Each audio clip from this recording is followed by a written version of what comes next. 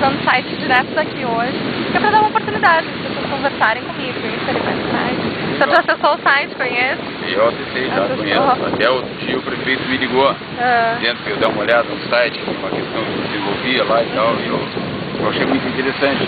E há pouco estava colocando para ele que é importante essa divulgação, porque as pessoas poderiam cuidar muito melhor e muito mais do meio ambiente, e muitas das vezes não fazem isso por inibição, por vergonha.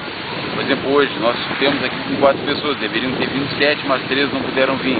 E nós, por ocasião, eu estava comentando com ele, por ocasião da questão das algas, nós conseguimos fazer um monitoramento da barra à colônia Z3, através de coletas, através das placas, mas principalmente através da conscientização que a gente fazia. Nós caminhamos na praia, caminhamos durante todo o período que tiveram as algas presentes aqui, foram embora, depois o vento trouxe parte delas, a gente fez um trabalho na colônia Z3, dentro das salvas, dentro das casas, no Papo Duro, aqui, conversando com as pessoas que estavam na praia, com as pessoas que estavam no calçadão, para conscientizá-las do risco que era tomar banho enquanto tivesse a presença dessas algas, que são umas bactérias azuis, por chamam sendo bactérias.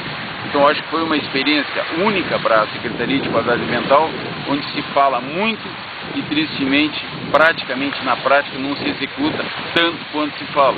Então é importante, eu acho, que o técnico, que o profissional da Secretaria de Qualidade Ambiental tenha contato com a natureza direto, saiba como pode interagir ou não para preservar a natureza.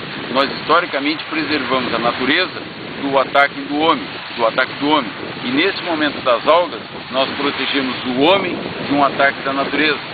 E, entre aspas, é só uma resposta a tudo aquilo que o homem vem fazendo ao longo dos anos, no intuito de ter maiores vantagens financeiras, em busca do desenvolvimento, mas a contrapartida é um ônus muito alto para o meio ambiente. E ele está começando a responder através a nível de país, aí, temporais, e, enfim, tudo que está acontecendo é um desequilíbrio do meio ambiente. Eu sou um advogado, eu não sou especialista e nem serei, mas sou suficientemente inteligente para perceber que o homem desequilibrou a natureza e agora é o ônus que nós estamos pagando. Então isso que a gente está fazendo agora, que é um trabalho miudinho, é o mínimo que a gente pode fazer para ir conscientizando as pessoas para terem um dia